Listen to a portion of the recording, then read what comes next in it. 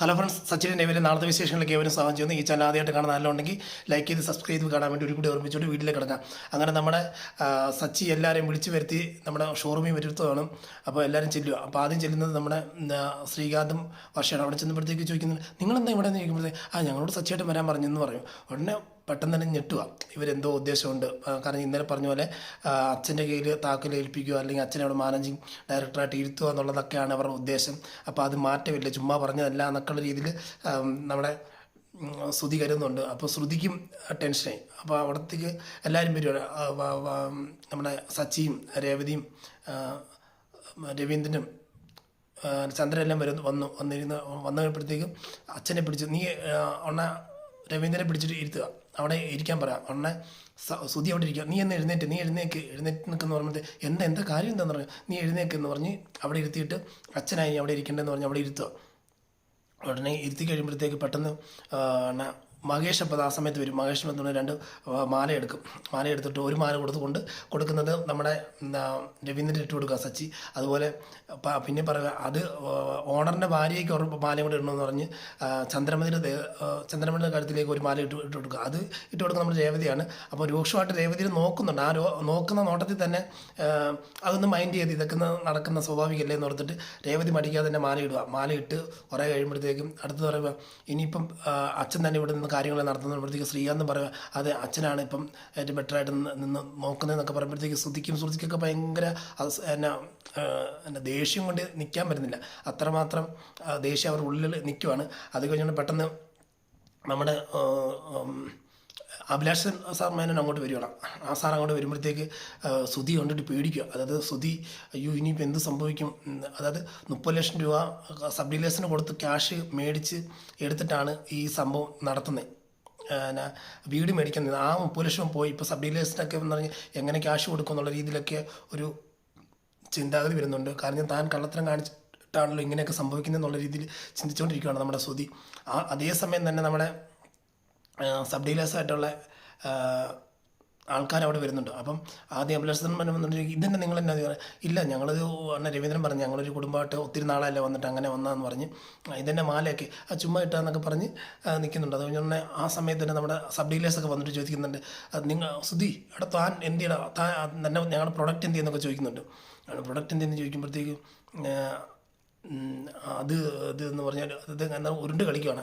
ഉടനെ അഭിലാഷ് സാറിന് എന്ത് മനസ്സിലായി. അപ്പോൾ പുള്ളിക്കാരൻ ഇങ്ങനെ ഒത്തിരി വളച്ചു കിട്ടില്ലാത്ത കാര്യം പറയുക. പുള്ളി പറയുക അത് എന്തോ കള്ളത്തരം കാണിച്ചിട്ടുണ്ടെന്ന് മനസ്സിലായപ്പോഴത്ത് പറയുക, നിങ്ങളുടെ പ്രൊഡക്റ്റ് അവിടെ നിന്ന് വന്നിട്ടുണ്ട്, അത് ജപ്പാനിൽ നിന്ന് കയറി വന്നിട്ടുണ്ട്, അത് കുറച്ച് ദിവസത്തിനുള്ളിൽ നിങ്ങളുടെ എത്തും, കുഴപ്പമൊന്നുമില്ല, ഞാനാണ് ഇതിൻ്റെ ഓണർ, കുഴപ്പമൊന്നുമില്ല, എല്ലാം നിങ്ങളുടെ കയ്യിൽ എത്തും എന്നുള്ള ഇത് പറഞ്ഞു കഴിയുമ്പോഴത്തേക്ക് ആ ഒരു ഉറപ്പം മേൽ പുള്ളി പോവുകയാണ്. അതായത് സബ് ഡീലേഴ്സ് എല്ലാം പോകും. ഉടനെ ചോദിക്കും, ശ്രുതി എന്താ ഇവിടെ നടക്കുന്നത്, എന്താ സംഭവം എന്ന് പറഞ്ഞാൽ ഉടനെ രവീന്ദ്രൻ സാറേ ഞാൻ പറയാം സാർ, ഒരു വീട് മേടിച്ചു, ശ്രുതി ഒരു വീട് മേടിച്ചപ്പോൾ അതിൽ ഒരു 30 ലക്ഷം രൂപ ഇവിടെ നിന്ന് കിട്ടിയ ക്യാഷ് എടുത്താണ് യൂസ് ചെയ്ത്. ആ 30 ലക്ഷം രൂപ ആ ക്യാഷ് പോയി, അവരാണ് കളിപ്പിച്ചിട്ട് പോയി. അതുകൊണ്ട് നമുക്കൊന്നും നേടാൻ പറ്റില്ല സാറേ, എങ്ങനെയും സാറൊന്ന് ക്ഷമിക്കണം എന്ന് പറയുകയാണ്.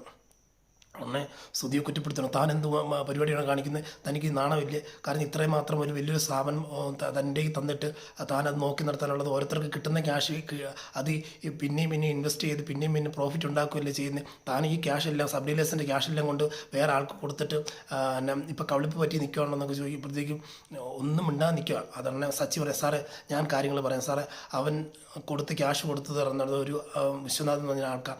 അപ്പം ആൾക്ക് ക്യാഷ് കൊടുത്തിട്ട് കബളിപ്പി പറ്റുമെന്നും തോന്നി ഓർത്തില്ല.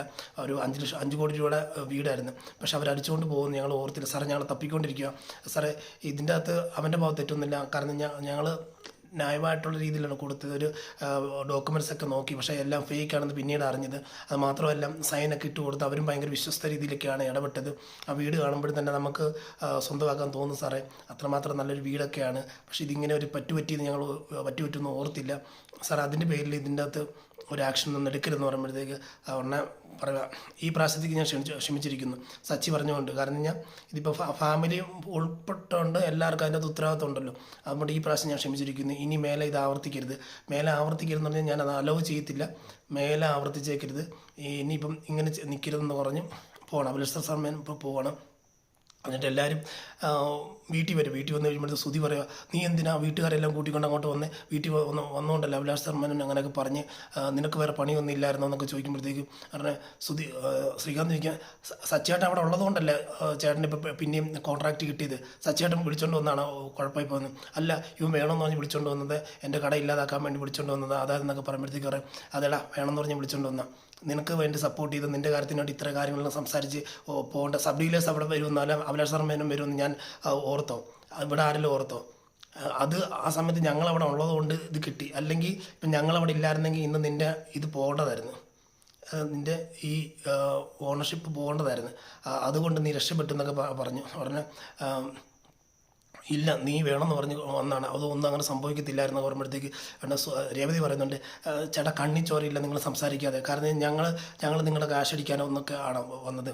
അവിടെ അച്ഛനെ പോസ്റ്റ് ചെയ്യുക എന്നുള്ളത് മാത്രമല്ലേ അവിടെ ഉള്ള ഉദ്ദേശം ഉണ്ടത്. ഒരു അഭിലാഷ് ശർമ്മനും സബ് ഡീലേഴ്സൊക്കെ വന്നത് നിങ്ങൾ ചെയ്തതായിട്ടുള്ള പ്രശ്നങ്ങൾ ഫേസ് ചെയ്യേണ്ടതായിട്ടുള്ള ഉത്തരവാദിത്വം നിങ്ങളാണ്. പക്ഷേ അതുപോലും മാറ്റി നിങ്ങളുടെ കാര്യത്തിന് വേണ്ടി നിന്നാണ് എൻ്റെ സച്ചിയേട്ടൻ പറയുമ്പോഴത്തേക്ക് ശ്രീകാന്ത് പറയുന്നുണ്ട്, അല്ലെങ്കിൽ സച്ചിയേട്ടൻ ചെയ്തുകൊണ്ടല്ല ഈ ഡീലർഷിപ്പ് കിട്ടിയത്, അല്ലെങ്കിൽ അത് പോകുമായിരുന്നു പറയും. കാരണം രവീന്ദ്രൻ പറയുന്നുണ്ട്, എന്താ കാണിക്കും എങ്ങനെ കാണിക്കുന്നുണ്ട്, നീ ഓരോ ചെയ്ത തെറ്റിന് ഓരോന്ന് പിന്നെയും വന്നുകൊണ്ടിരിക്കുക, അത് നീ തന്നെ ക്ലിയർ ചെയ്യണം ശ്രുതി.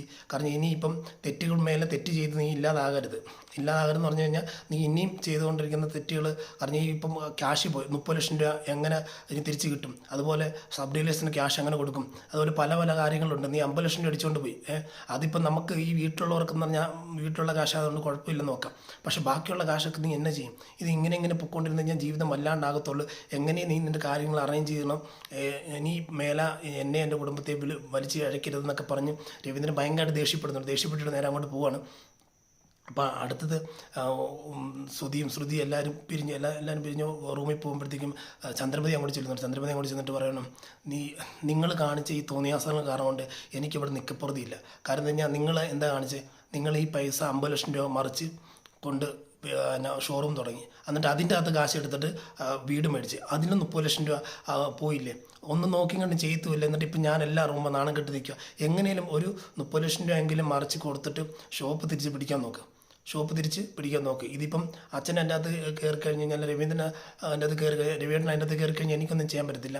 ഇപ്പം എല്ലാവരും കാണുന്നത് സച്ചിയാട്ടെ, രേവതിയാട്ടെ, ശ്രീകാന്താട്ടെ എല്ലാവരും അവരുടെ സപ്പോർട്ടാണ് നിൽക്കുന്നത്.